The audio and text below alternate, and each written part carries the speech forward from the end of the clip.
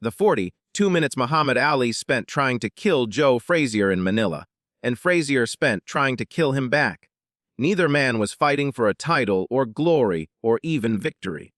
They were fighting to prove the other one was mortal, fallible, breakable, and in proving it, they both nearly died. After 14 rounds in heat that felt like breathing fire, Ali sat in his corner and told Angelo Dundee to cut off his gloves because he wanted to die, while across the ring Frazier's trainer threw in the towel because Frazier was blind and couldn't see the punches coming anymore. What happens when two men hate each other so much they're willing to destroy themselves just to hurt each other first? The hatred hadn't always been there. Once, back before the bitterness took root, Muhammad Ali and Joe Frazier had been something like friends, or at least, they'd been allies in the way fighters sometimes are when they recognize greatness in each other.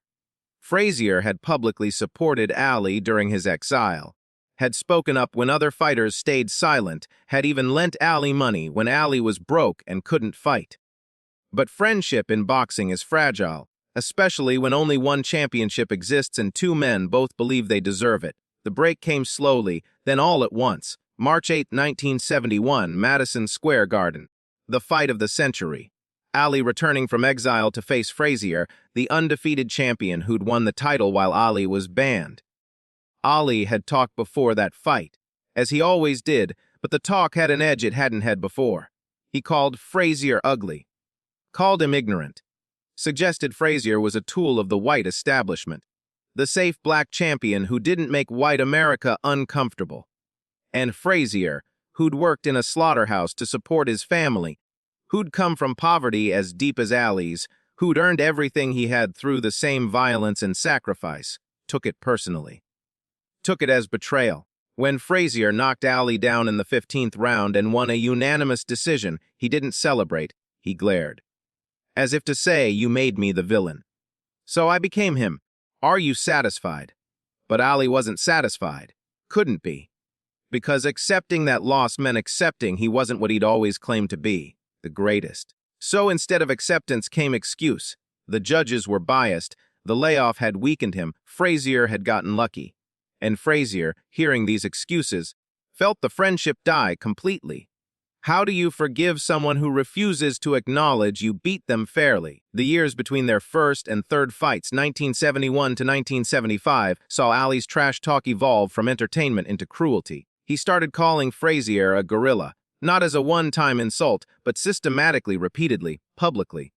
On television shows, Ali would bring a toy gorilla and say, "This is Joe Frazier."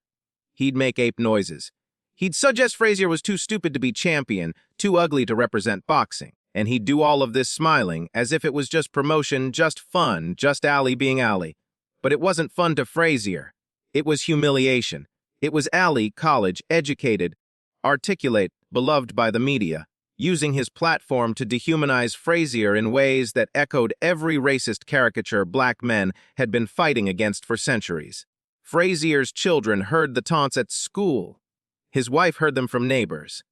Every public appearance became a reminder that the man he'd once helped, once defended, was now calling him subhuman. In interviews, Frazier would try to respond calmly. "He's just trying to sell tickets. It doesn't bother me." But his eyes told a different story. His hands would clench. His jaw would tighten, and occasionally the mask would slippy. "I'm going to hurt him. Not beat him. Hurt him."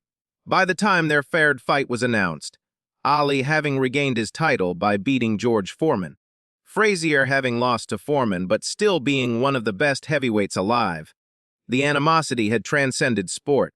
This wasn't about championships anymore. This was personal. This was about respect, humiliation, and the kind of hatred that makes men willing to destroy themselves if it means destroying their enemy first.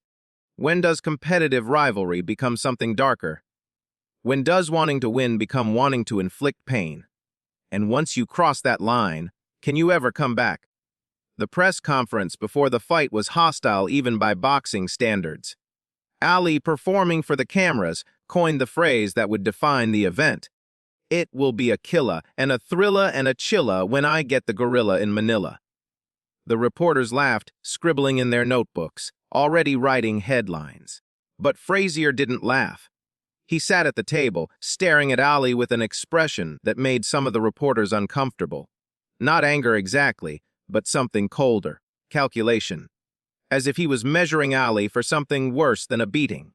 When asked about Ali's taunts, Frazier said quietly, "He keeps calling me ignorant.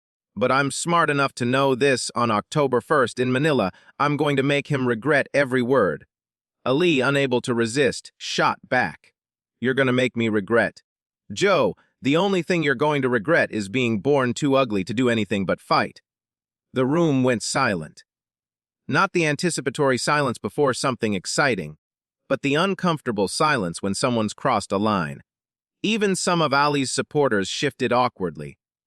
But Ali, reading the room, turned it into a joke, started laughing, and the tension broke.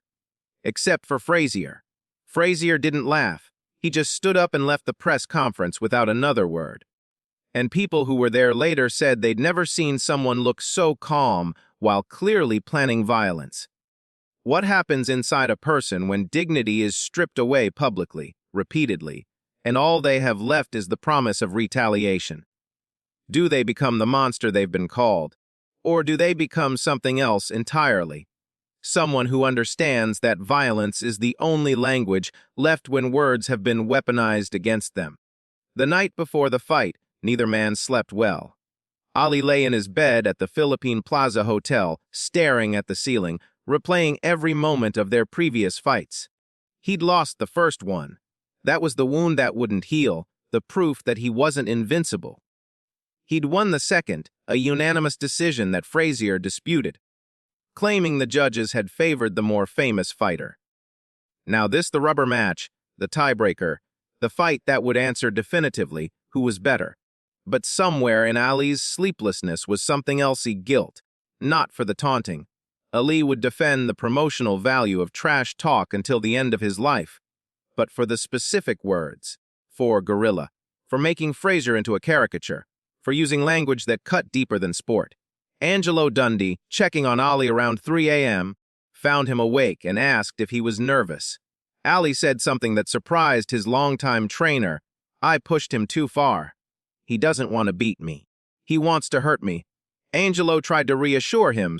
"Then you hit him first. You hit him harder. You ended early." But Ali just shook his head. "This one goes the distance. This one, somebody breaks." Across the city, in another hotel, Joe Frazier sat with his trainer Eddie Futch, and the conversation was quieter but no less intense. Futch, one of the wisest men in boxing, had trained champions for decades, and he recognized what he saw in Frazier's eyes: determination mixed with something dangerous. "You need to stay calm in there," Futch counseled. "Don't let him make you emotional. Don't let the anger make you sloppy." And Frazier, in a voice that scared Futch precisely because it was so calm, said, "I'm not angry anymore. I'm past angry. I'm going to calmly beat him to death." Futch wanted to say something about how it was just a fight, just sport, but looking at Frazier's face, he realized that would be a lie. This wasn't sport. This was something that looked like sport but felt like war. And in war, people die. When both corners know the fight is more dangerous than usual. When both fighters have the same thought, someone might not walk out of this. Why doesn't someone stop it before it starts? But how do you stop two men from finishing something they both believe needs finishing? How do you protect people from themselves when they've decided protection is surrender? October 1st, 1975, Araneta Coliseum in Quezon City, and the heat was impossible. Manila in autumn is humid, oppressive, the kind of heat that makes breathing feel like work. Inside the arena, with 28,000 people packed in and no air conditioning, the temperature reached 43 degrees Celsius, 109 Fahrenheit. Fighters would lose pounds in sweat per round. Corners would work frantically between rounds just to keep their fighters from overheating. This wasn't an environment for boxing. This was an environment for survival. And yet, when Ali and Frazier met in the center of the ring for the referee's instructions, neither man showed concern about the conditions. They stared at each other with an intensity that made the referee uncomfortable enough to step between them. "I want a clean fight. Protect yourselves at all times." But neither fighter was listening. They were reading each other's eyes, looking for weakness, for fear, for any sign that the other man might break first. When they touched gloves, the traditional gesture of sportsmanship, Ali leaned in and whispered something. Nobody ever confirmed what he said, but Frazier's expression changed, hardened. Whatever it wasn't respectful. They returned to their corners. The bell rang. And for the next 42 minutes, two men would try to murder each other with leather gloves and an audience. How do you call something sport when the goal isn't victory but annihilation? When the crowd hasn't come to see who's better, but to see who survives? And if you're one of the 28,000 people watching, are you a fan or a witness? Are you entertained or complicit? The first 3 rounds were Ali at his best, or what was left of his best. At 33, he wasn't the fighter who destroyed Cleveland Williams or even the one who'd beaten Foreman in Zaire. The speed was diminished. The legs weren't as fresh, but he was still faster than Frazier, still able to move and stick and make Frazier miss. He danced through combinations, backed away, made Frazier chase him. Between exchanges, he'd talk, "You can't hit me, Joe. You too slow, you too ugly, you still a gorilla," and Frazier wouldn't respond.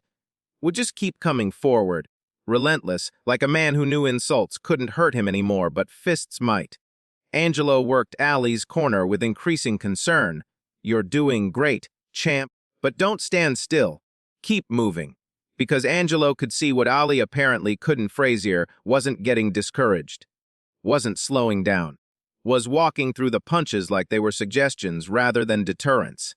And every round Ali spent energy dancing was energy he wouldn't have later. By round 4, the Manila Heat was becoming a third opponent. Both fighters were drenched. Their trunks were soaked through. Sweat flew off them with every movement, creating a mist around their bodies. The ring canvas became slippery, and Ali, who relied on footwork, started making small adjustments, planting his feet more, moving less, conserving energy, which meant Frazier was getting closer. Rounds 5 and 6 saw the fight shift. Frazier, patient, brutal, began landing his signature weapon, the left hook to the body, thudding shots that hit Ali's ribcage and made him wince. Ali tried to tie up, to clinch, to catch his breath. But the referee kept breaking them, and each time they separated, Frazier would step forward and work the body again. Systematic, mechanical, breaking Ali down piece by piece. In Ali's corner, Angelo and Bundini shouted instructions, but Ali was breathing too hard to fully process them. The heat was cooking him from inside. Dehydration was setting in, and Frazier just kept coming. When does exhaustion stop being a physical state and become a mental one? When your body is screaming to stop but your pride won't let you, which one wins? And how long can pride sustain you when your lungs are burning and your legs are lead and the man across from you won't stop, won't slow, won't acknowledge that he's suffering just as much as you are? Rounds 7 through 9 became a war of attrition that spectators would describe decades later as the most brutal, sustained violence they'd ever witnessed in a boxing ring. Ali stopped moving almost entirely. Frazier, sensing weakness, pressed forward. They stood in the center of the ring and traded punches, not the pretty boxing of early rounds, but ugly, desperate, exhausting violence. Ali's face was swelling. Frazier's face was swelling worse. Both men's eyes were puffing up. Blood and sweat mixed, making it hard to tell whose was whose. The crowd, which had been loud early, went quiet. Not the appreciative silence of watching skill, but the horrified silence of watching something that shouldn't be happening. In Ali's corner between rounds, Bundini would pour water over his head and scream, "You gotta move, champ! You can't stand there and trade with him!" And Ali, barely able to breathe, would just nod and say, "One more round. I can take him one more round." But he'd been saying that since round 7, and now it was round 9, and Frazier was still there. Still coming, still hitting with the same brutal consistency. Eddie Futch worked Frazier's corner with grim efficiency, but even he was worried. Frazier's face was a mess. Both eyes were swollen. His left eye in particular was closing rapidly, the accumulated damage from Ali's jabs finally manifesting. Between rounds, Futch would work on the swelling, applying cold metal to try to keep the eye open, but it was a losing battle. "Can you see?" he'd ask. And Frazier, through swollen lips, would say, "Enough." Which wasn't really an answer, but was all Futch was going to get. Because Frazier wasn't going to quit. Couldn't quit. Because quitting meant Ali was right, that Frazier was inferior, was the gorilla who couldn't match the speed and skill of the greatest. So Frazier kept fighting even as his ability to see what was coming diminished round by round. Is there courage in refusing to quit when quitting is the smart choice? Or is that just stubbornness masquerading as bravery? And who decides the difference, the fighter, or the people watching him destroy himself? Round 10 marked a shift. Ali, somehow finding reserves nobody knew he had, began fighting with a precision that contradicted his exhaustion. He focused on Frazier's eyes, specifically the left eye, which was nearly shut. Jab after jab landed there. Not power shots meant to knock Frazier out, but surgical strikes meant to close the eye completely. Make him blind. Take away his ability to see punches coming. It was smart strategy. It was also cruel in its efficiency, targeting a weakness, exploiting damage, making a hurt man more hurt. And Ali, even as he did it, even as his corner celebrated his brilliance, felt something he couldn't quite name. Not regret exactly, but awareness. Awareness that he was permanently damaging a man he'd once called friend. That these punches weren't just winning a fight. They were stealing Frazier's sight. By round 11, Frazier's left eye was completely closed. A slit of swollen flesh with no vision behind it. His right eye was swelling too. And yet he kept coming forward, throwing punches at a target he could barely see, using sound and instinct and memory of where Ali had been to guess where he was. Ali, recognizing what was happening, later said he felt horror mixed with necessity. I knew he couldn't see, but I couldn't stop. Because if I stopped, he'd keep coming and he'd hurt me. So I had to keep hitting him. Had to make his corner stop it. Because he wouldn't stop himself. Round 12 and 13 were agony for everyone involved. Frazier, functionally blind, was getting hit with shots he couldn't defend. Ali, exhausted beyond description, was hitting a man who couldn't see the punches coming and wondering if that made him champion or executioner. The crowd had gone from cheering to murmuring to near silence. Some people were crying. Others looked away between rounds, because this wasn't entertainment anymore. This was suffering. Public, prolonged, inescapable suffering. And yet nobody stopped it. Not the referee, who saw both fighters respond to his instructions and therefore had no grounds for intervention. Not the corners, who were still hoping their fighter could find something. A knockout punch, a sudden collapse from the opponent. Anything to end this without surrender.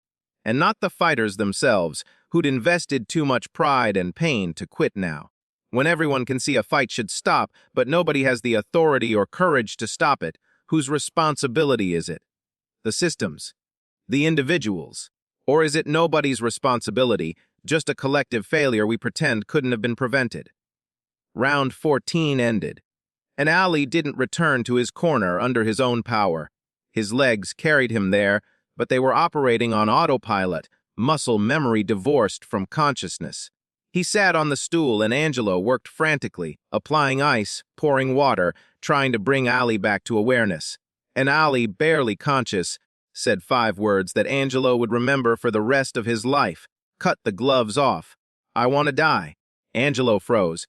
In 19 years of working with Muhammad Ali, through every fight, every challenge, every moment when quitting would have been easier, Ali had never said anything like that. Never suggested stopping. Never admitted weakness.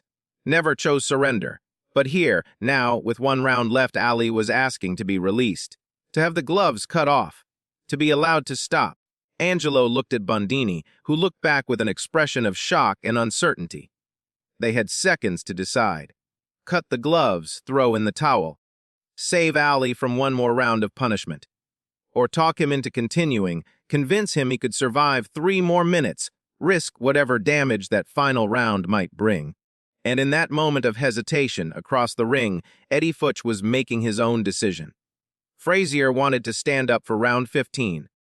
Was trying to stand, but he couldn't see. Both eyes were swollen shut. He was functionally blind, about to go out for another round of fighting a man he couldn't see, couldn't defend against, couldn't do anything but absorb punishment from. And Eddie Futch, who loved Frazier like a son, made the decision that would define his careers. He grabbed the towel and threw it toward the ring, signaling surrender. "Set down, son," he said firmly. "It's all over. No one will ever forget what you did here today."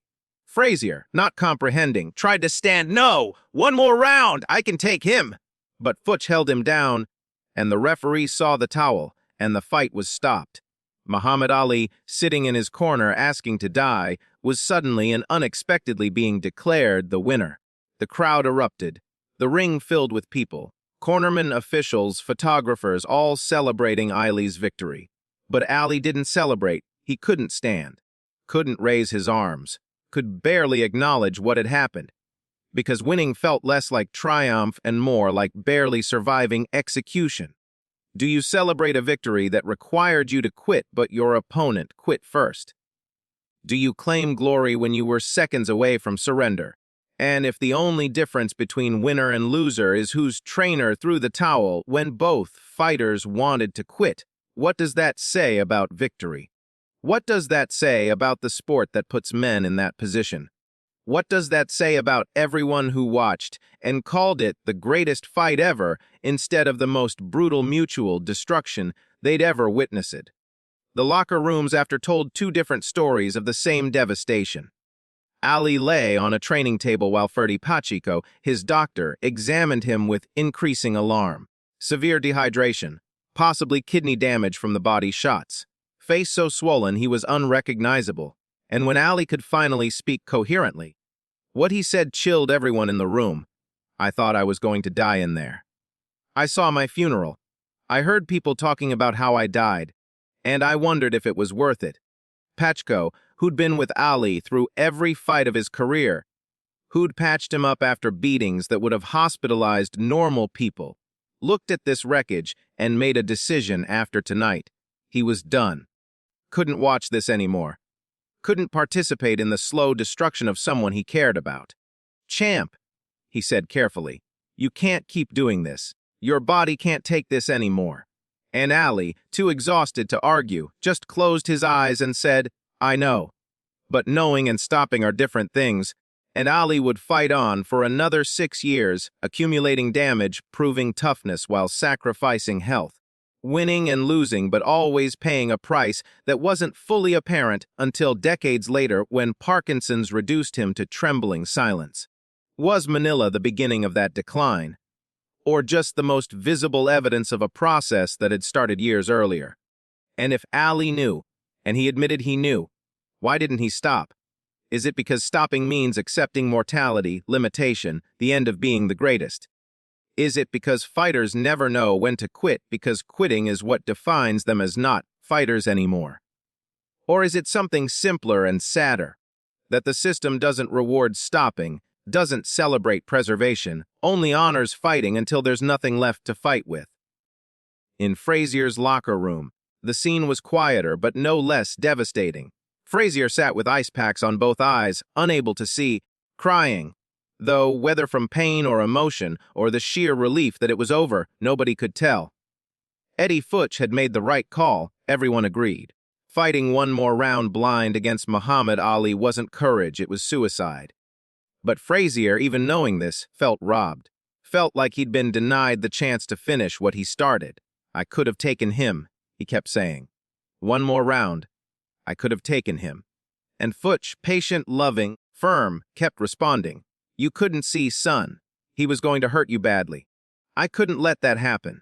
What Futch didn't say, what he'd carried guilt about for years, was that he'd also seen Ali's corner, had seen the hesitation, had recognized they were considering stopping it too, and he'd thrown the towel first, made his fighter the one who quit so Ali could be the one who won. Was that mercy or was that taking away Frazier's agency? Was that saving Frazier or saving him from himself? And does the distinction matter when both men left that ring fundamentally changed, damaged in ways that wouldn't fully manifest for years? The press came to both rooms, asking questions, looking for quotes, hungry for the narrative of Ali's greatness, of Frazier's valiant effort, of the greatest fight ever witnessed, and both fighters gave them what they wanted. Ali praising Frazier's courage, Frazier acknowledging Ali's skill. But beneath the words was something neither man could articulate in the moment, a shared understanding that they'd destroyed each other. That hatred had driven them past the point of sport into something darker. That winning and losing were inadequate terms for what had happened in that ring. They'd both lost something in Manila, health, certainly, but also something less tangible. The ability to look at boxing as just a game. The ability to separate competition from genuine desire to harm. The ability to believe that what they did was noble rather than just necessary and brutal. When two men push each other past the limits of what bodies should endure, past the point where skill matters and only will remains, past the line where sport becomes survival. When that happens, can either one ever be the same? Or do they both become living reminders of what human beings are capable of doing to each other when pride and hatred and circumstance align? And is there glory in that? Or just tragedy dressed up in championship belts and accolades that will outlive the men who earned them? The hatred between Ali and Frazier never truly healed. In the years after Manila, Ali would occasionally reach out, would express regret for the gorilla, taunts, would try to rebuild bridges. But Frazier wouldn't let him, wouldn't forgive. In interviews, even decades later, Frazier's anger remained fresh. "Hey, called me a gorilla. On television. In front of my children. That wasn't promotion. That was disrespect. That was trying to make me less than human. And I'll never forgive that."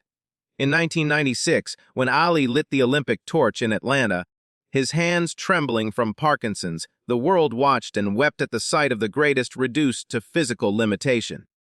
But Frazier, watching from his gym in Philadelphia, felt something more complicated than sympathy. Look at him now. Shaking, can barely walk. And part of me thinks that's what he deserves after what he did to me. Then, perhaps realizing how that sounded, Frazier would add, "But I'm not happy, because we both paid the price. We both got destroyed. And for what? To prove who was better. We already knew who we were. We didn't need to kill each other to prove it." The tragedy of Ali and Frazier is that they were both right. Ali was the greater boxer, faster, more skilled, more accomplished across a longer career. But Frazier was the better man in Manila, tougher, more determined, willing to fight blind rather than surrender. Both truths can exist simultaneously. Both men can be great. But because boxing requires one winner and one loser, because pride demands acknowledgement of superiority, because their personal animosity wouldn't allow mutual respect, they fought 3 times, hurt each other permanently, and died decades later with the bitterness still unresolved. When Frazier died in 2011, liver cancer at 67, his funeral much smaller than it should have been for a former champion. Ali sent a message of condolence. "Joe was a great fighter. I'm sorry for the things I said. I wish we could have been friends." But Frazier's family, reflecting the man's lifetime of hurt, rejected the gesture. Too late. 2 words that encapsulated everything. Too late for forgiveness. Too late for friendship. Too late for both men to look back at Manila and see it as anything other than the night they both proved they were willing to die rather than lose. And now one of them actually was dead, and the survivor was too sick to attend the funeral, and the hatred had outlived the men who'd created it. Is that victory? Is that the cost of greatness? Is that what 42 minutes of trying to destroy each other earns you? A lifetime of bitterness and a death your former rival can't come say goodbye because he's too broken himself. And if that's the prize, why did anyone consider Manila the greatest fight ever? Why celebrate mutual destruction?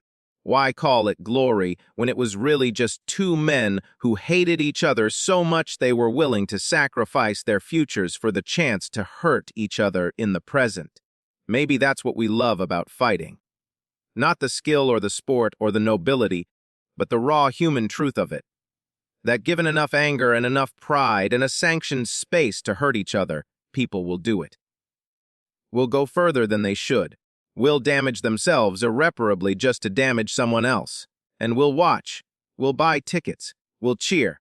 We'll call it the fight of the century and forget that centuries don't measure suffering, only time. And Ali and Frazier didn't care about time that night in Manila. They only cared about hurting each other. And they succeeded, completely, perfectly, in ways that would last the rest of their lives. 42 minutes in hell. 2 lifetimes of carrying the scars. That's not sport. That's not glory. That's just 2 men who destroyed each other while the world applauded. And when both of them were gone, Frazier in 2011, Ali in 2016, what remained wasn't their rivalry or their achievements or even their hatred. What remained was a question that nobody who watched Manila has ever adequately answered. Why didn't someone stop it? Why did we let it happen? Why did we call it great instead of calling it what it was?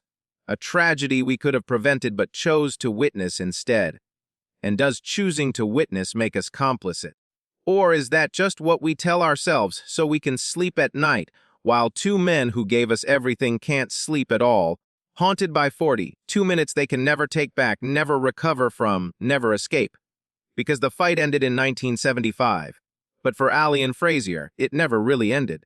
It just kept going, slower, quieter, destroying them in private after destroying them in public. Until there was nothing left to destroy. Until the hatred outlived the men. Until the only victory was death. And nobody won. Not Ali, not Frazier, not the sport, not the spectators, nobody. Except maybe time. Because time always wins. Time makes fools of fighters. Time turns glory into dust. Time makes certain that 42 minutes of violence will matter less than the 50 years of suffering that followed. But we remember Manila. We'll always remember Manila. We just prefer to remember the fighting and forget what the fighting cost. Because remembering the cost would force us to admit we were part of it. That we paid for tickets to watch men destroy each other. That we cheered. That we called it the greatest fight we'd ever seen while 2 men barely survived it. That we loved it. And that's the truth we can't face. So we call it glory instead. We call them heroes. We say they gave us everything. And we're right. They did give us everything. They gave us their health, their futures, their lives. And we took it, eagerly, and asked for more. And when they couldn't give any more, when Ali's hands shook and Frazier went blind and both of them died too young, we said what a shame, what a loss, what legends they were. But we never said sorry. Never admitted we could have stopped buying tickets. Could have stopped demanding they prove who was better. Could have let them both be great without forcing them to destroy each other to prove it. We never said that. Because saying that would mean admitting what Manila really was, and we can't. Because if Manila was tragedy instead of triumph, if it was cruelty instead of courage, if it was 2 men dying slowly for our entertainment instead of two warriors giving us glory, if it was that, then what does that make us? And that's a question nobody wants to answer.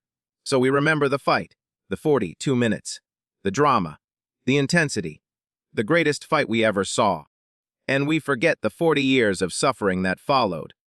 Forget that both men wished they could forget. Forget that asking them to remember meant asking them to relive the worst experience of their lives over and over for our nostalgia. We forget all of that, because remembering would hurt. And we've never been good at choosing pain over comfort. That's what made us different from Ali and Frazier. They chose pain. Every time. For 42 minutes in Manila. And for the rest of their lives. And we loved them for it. And it killed them, slowly, publicly, while we watched. Again.